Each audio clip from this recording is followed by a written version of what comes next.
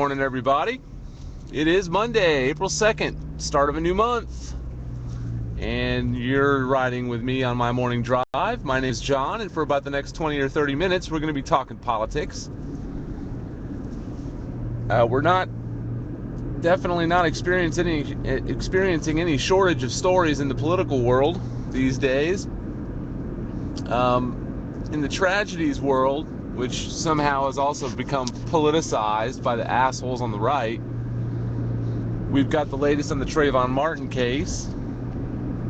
And for those of you who may not know, unless you've been living under a rock for about the last month, I really don't understand how you could not know. But what happened was Trayvon Martin was visiting his father and his father's fiance in a Sanford, Florida gated community, and was watching the NBA All-Star game. This is a little over a month ago, and was on his way home went out to the grocery store at halftime, or went up to the 7-Eleven, got some Skittles and an iced tea, and on his way back, he was relatively close to home. He was walking back, talking to his girlfriend on a cell phone, and they show the conversation taking place around 7:12 p.m., and the police showed up at 7:17 p.m., at which time Trayvon was dead on the scene after having been shot one time in the chest at close range by George Zimmerman, a known hothead who had a record, had assaulted a police officer several years prior, but was studying for law enforcement and training for it, so knew a lot of people at the police department. His father's a retired magistrate from Virginia, I believe, so obviously has law enforcement background and or ties. And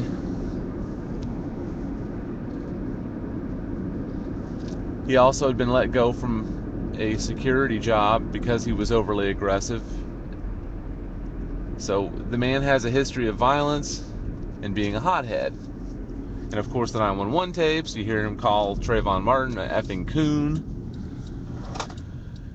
And the evidence just keeps piling up. The funeral director now has said that Trayvon Martin's body shows no signs of a scuffle. There was a videotape released last week showing George Zimmerman jumping out of the police car at the station, and didn't look like he had a broken nose. There was no blood on his shirt. But she claimed that Trayvon Martin attacked him after he went back to his vehicle and broke his nose and slammed his head on the concrete, and the video doesn't substantiate any of that at all. And numerous experts have said such. Now, the Orlando Sentinel, I guess, had employed or hired 2 forensic audio experts to review the 911 tape, because on it there was someone screaming for help, and they have determined that there's no possible way that could have been George Zimmerman, which means that, as some eyewitness accounts have shown, that George Zimmerman was on top of Trayvon Martin and then shot him while he was on top of him. And of course Trayvon could not get free to run or do anything, so he basically was shot dead. An unarmed boy with, yes, they want to now for whatever reason Fox News has got it up their ass that they want to, I guess because Obama and the Democrats are expressing outrage over this, but for whatever reason they decided to politicize it. And of course Robert Zimmerman, George's father, has gone on TV and perjured himself, basically telling lies like the girlfriend couldn't have been on the phone. That's going to come out that she was that she didn't have a phone conversation with him. That's crap. The phone records show it, dude. I mean, that guy, I could cut the guy a little slack, as far as, not cut him slack, but just understand that, a father's going to get on the air and whatever his son told him, he's going to repeat that, and he's going to do his darndest to argue that case for the son, because it's a father protecting his son. A parent's always going to try to protect their child. I mean, you've seen it historically at murder trials and everything else.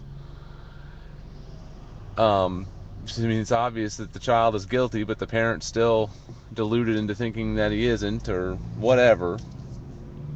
And in this case, it's no different. It's a father trying to protect his son, but in this case, he went on the air, and not only did he lie a couple of times, but he also decided to accuse, the president, people in the NAACP, the Progressive Black Caucus, among others, of putting out so much hatred. And it's like the president said nothing even remotely hateful in his remarks, which were brief. I don't understand where he's getting all that from. So, he did it on Fox News, or actually it was Fox 35 in Orlando, but I think Fox News carried it ad nauseum. And then, of course, his brother went on the air and was, spewing the same kind of nonsense. And it's just amazing how all these gun nuts and all these, racist people will just band together, no matter how irrational or how lacking they are on facts. But then again, it kind of goes right along with what I'm always railing against, which is the Fox News misinformation, lying, and distortion machine, the propaganda arm of the Republican Party, or as I like to call them, the boat anchor party, because that's about how worthless they are. They're about as worthless. Actually, it would be an insult to boat anchors, because boat anchors at least serve a meaningful purpose. They keep a boat firmly in place most of the time. The boat anchor party, however, has decided to tie itself around the country's ankles and make it so that we can barely keep our head above water, if that, and keep us from moving forward. In fact, taking us backwards at every turn possible when it comes to women's reproductive rights, alternative energy, you name it, they'll roll it back. And they want to return us to 1950s Leave It to Beaverland, which in some ways is nice, in very few ways, being that things were a little simpler and less confused and purer. But aside from that, there really is no benefit. They'd like to take us back to the days when women couldn't vote, and they're all just barefoot and pregnant.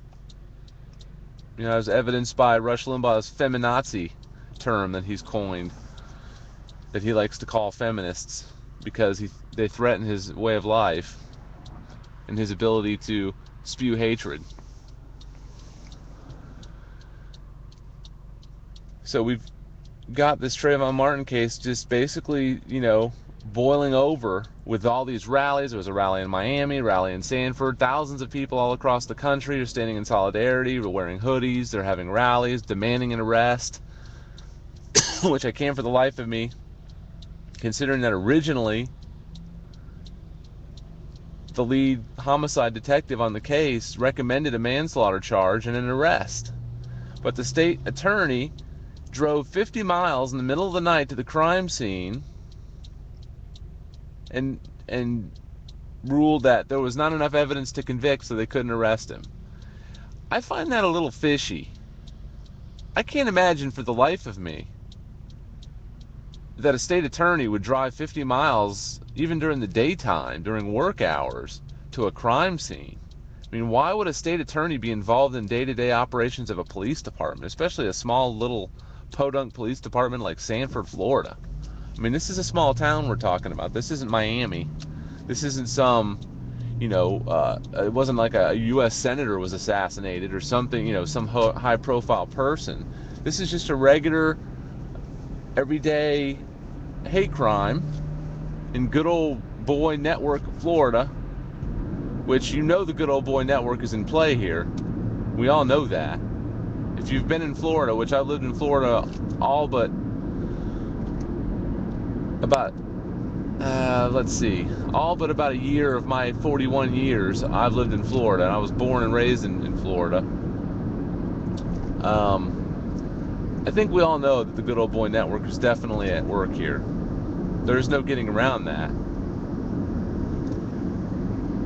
And the fact of the matter is, George Zimmerman is, at the very least, there's probable cause to arrest him, bring him in. He needs to stand trial. I mean, he's even admitted shooting him, so there's no getting around the shooting part. It's a matter of establishing whether or not this falls under stand your ground, which is an abomination of a law. It needs to be overturned or at least modified.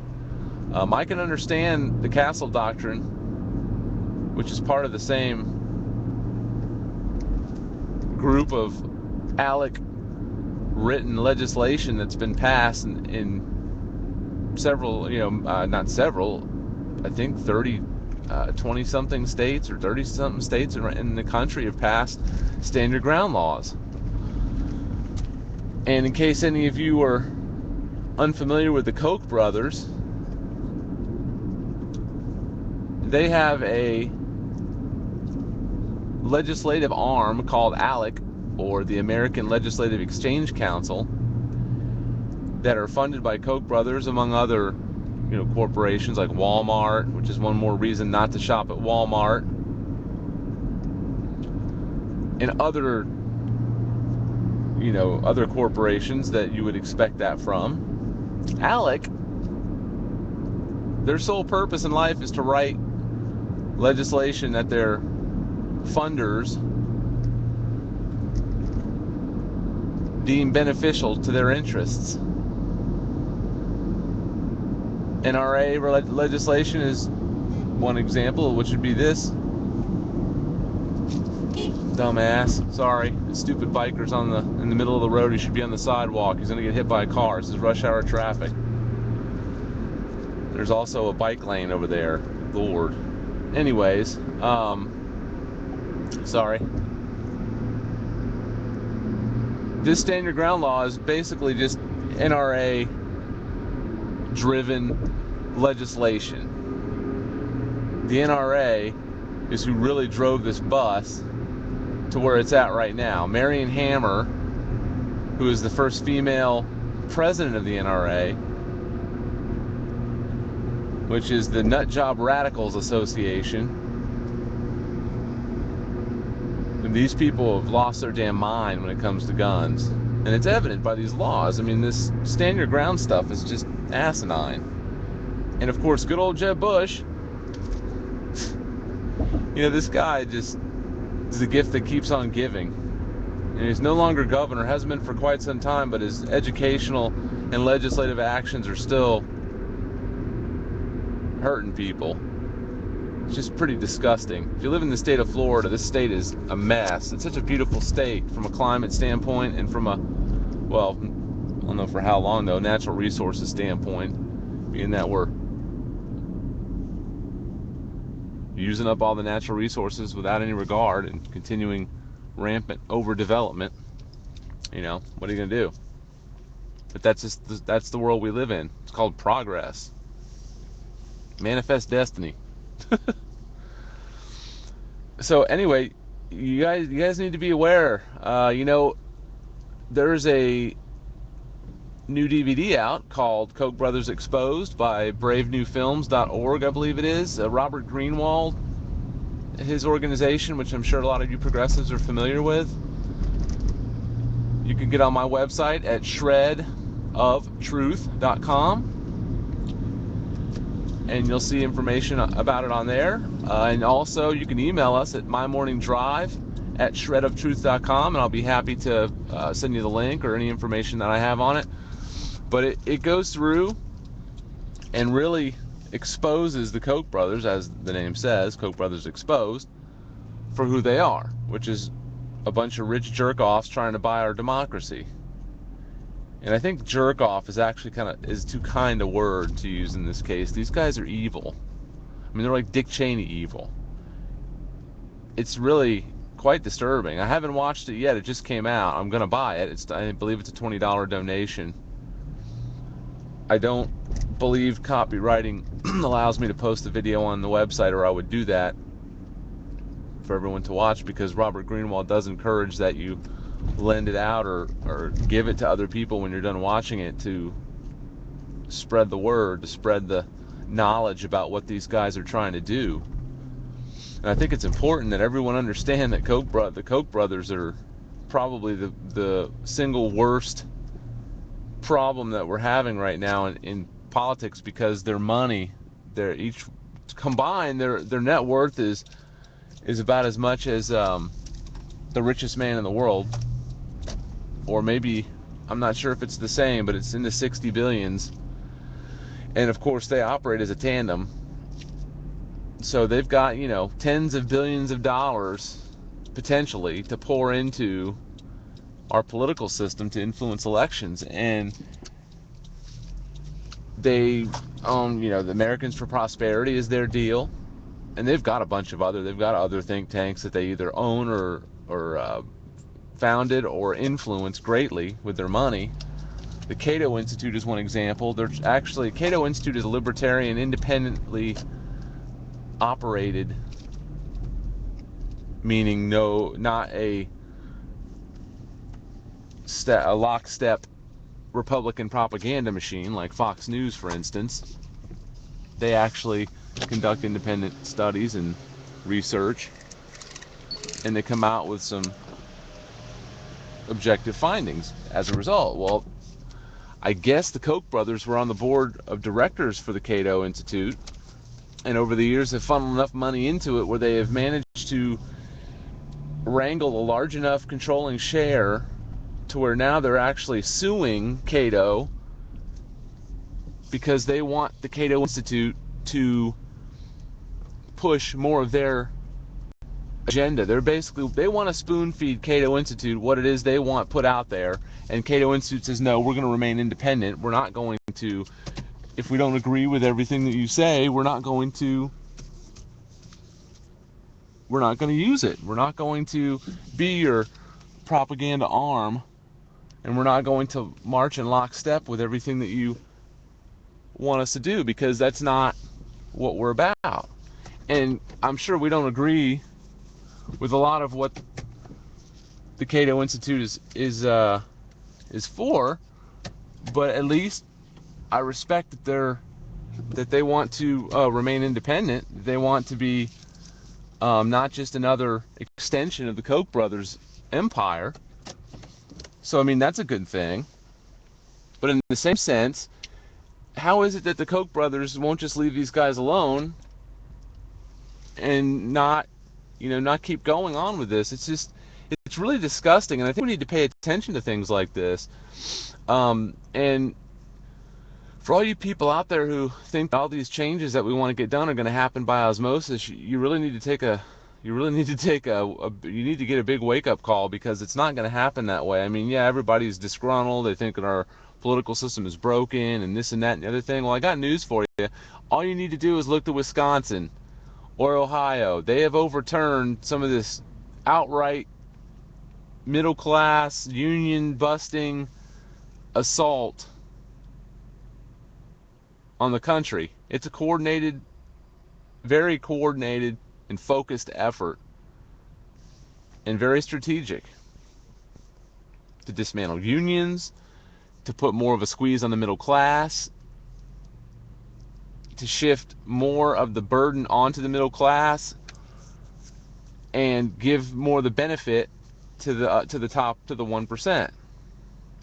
Now, we all know that that's not any kind of fairness, but the thing with them is they try to hide it under the guise of either religion or fiscal responsibility or any number of bullshit things that they pull out of their ass.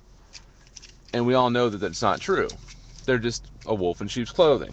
And of course, these dummies that watch Fox News and listen to other conservative media outlets just buy it all, hook, line, and sinker. Because they say what they want to hear, because they don't like the fact there's a black man in the White House. So as a result, they figure they must be right, because they agree with them on some things. They tell them the things that they want to hear, especially that Obama's bad. And voila, you've got a zombie, a sheeple, a right bot, whatever you want to call it, a blind follower. And that's where I have such an issue, is we've got people that just will not deal in facts to start their arguments. So the foundation of these people's argument is all based on crap. It's all based on lies and misinformation. So when progressives or people, people like us are trying to have a fact-based argument where you start out by saying, hey, you know what, Obamacare is actually is you may not like it, but it is fiscally responsible. It's gonna, granted, it'd be nice if it did more, but it is going to lower, according to the Congressional Budget Office, it's going to lower the deficit by 138 billion over the next decade. That's a fact. But of course, the dipsticks on the right,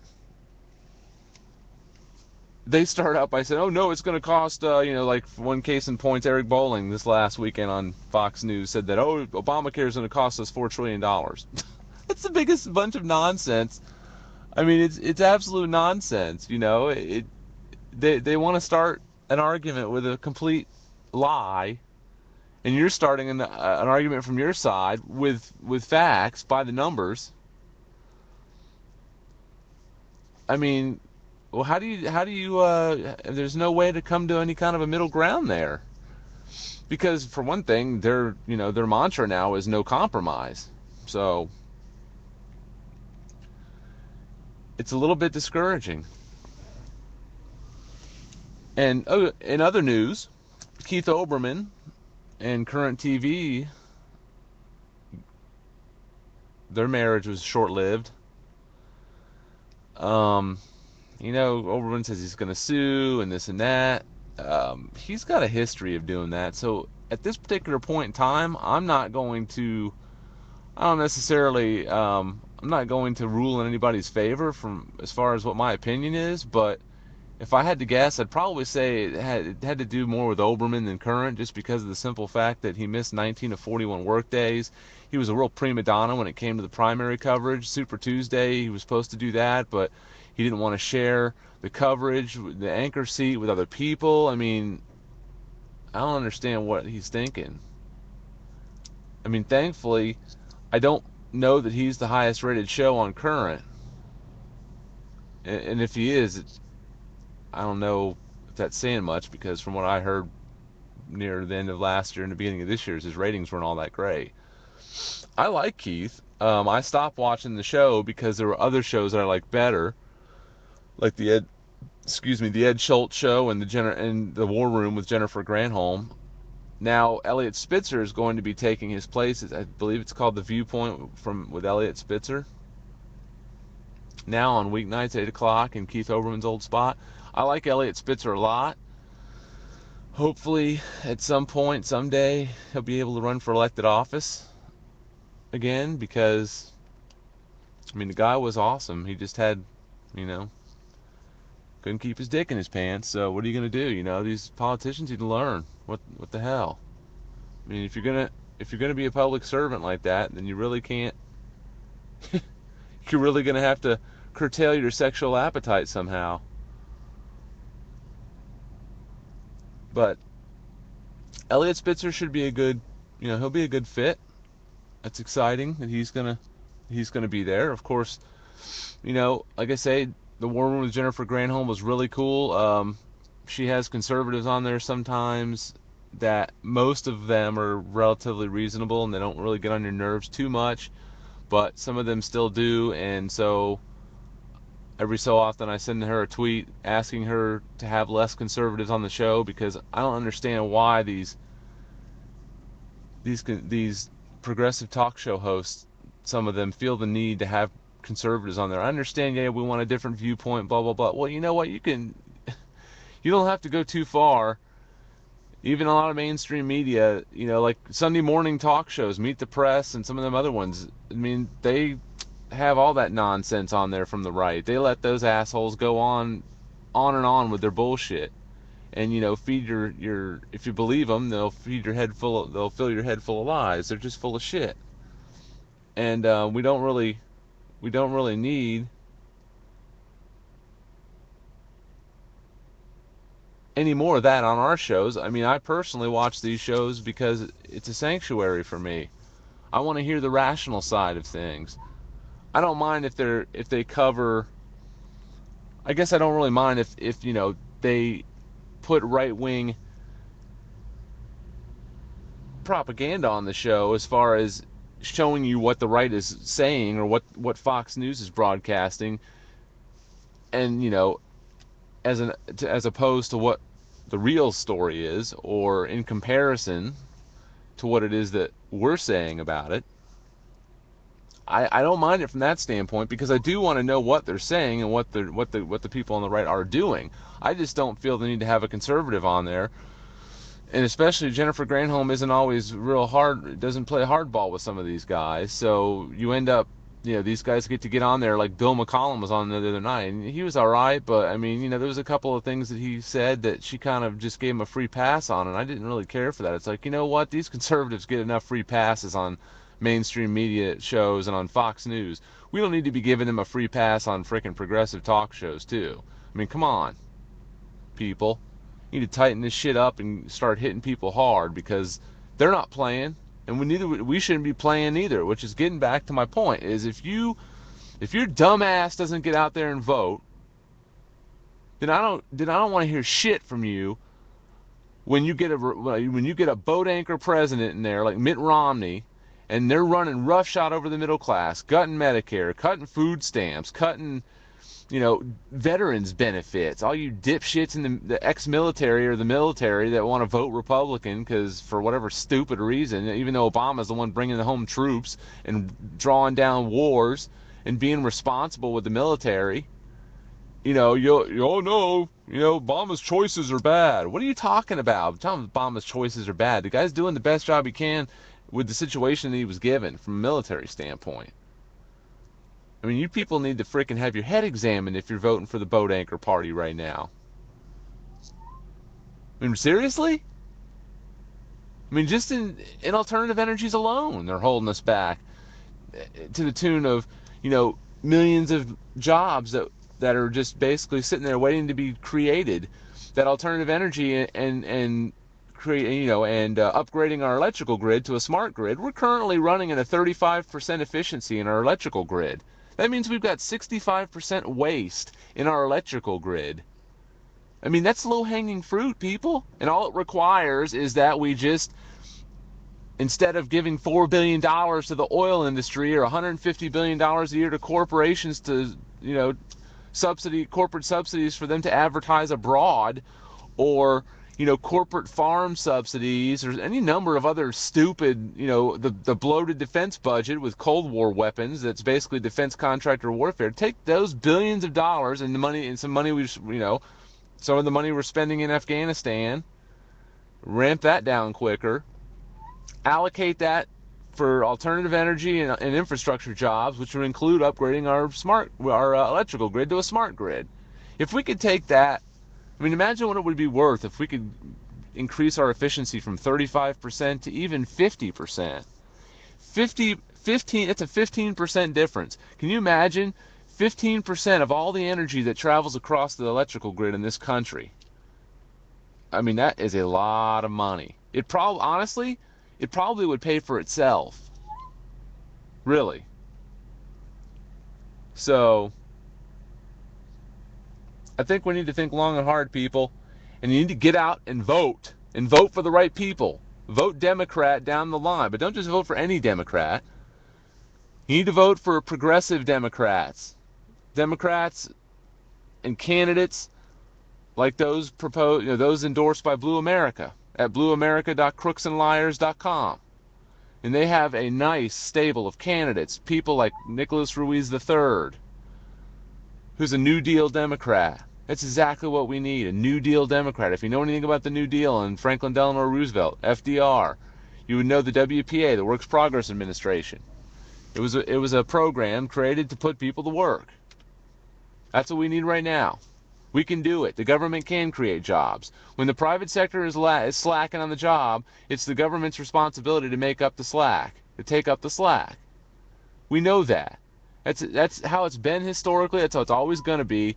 And these jerk-off tea partiers, these tea baggers, these frickin' boat anchors, they want to try to make you think government's the problem and the government's trying to take over our economy, when in actuality the corporations are the ones that have already taken over our economy. They're the ones that have taken over our government. They've taken over nearly everything. And there is still time, there is still a window of opportunity where we can put a stop to all this. But we've got to get the right people in office, the right people in Congress to put the progressive legislation on President Obama's desk that he will sign. So it is really important that we not only get President Obama reelected, but the congressional campaigns, meaning the House and the Senate campaigns, are equally as important. Otherwise, we end up with, the boat anchored house with John Boehner's drunk ass up there all the time, spewing just nonsensical, drunken psychobabble. He has no clue what he's doing. The guy's a freaking disaster. Do we really? We went from Nancy Pelosi in the House, who isn't perfect, but is just light years ahead of him, to this idiot. I mean, if we could just get back to a democratically controlled House, and even if we just maintain the Senate majority we have now, we could get a lot done, because we got a lot done in the first 2 years. But the country had a freaking brain fart, and people decided to stay home because they weren't enthusiastic or blah blah blah. It's like, okay, and what you got was a boat anchor freaking controlled house that's basically doing nothing but creating gridlock and inertia. I mean, just basically, it's just so frustrating. I mean, the House is a big freaking fly in the ointment. We can't get hardly anything done, because if you can't get it past the House, you can't get it passed. And of course, compromise is non-existent. So, go figure. That's what we're stuck with right now, until you people get off your butt and get out. And with all these voter suppression laws, it's extremely important that you get people out there, you get them photo IDs, get them registered to vote, and go into these elections prepared. It's extremely important. Alrighty, my name is John. You've been with me on my morning drive. We've been talking politics. Shoot me an email, mymorningdrive@shredoftruth.com. Let me know how you think I'm doing. Any comments or suggestions, any news stories, any blog entries. I welcome all of it. Have a great Monday. I'm out of here.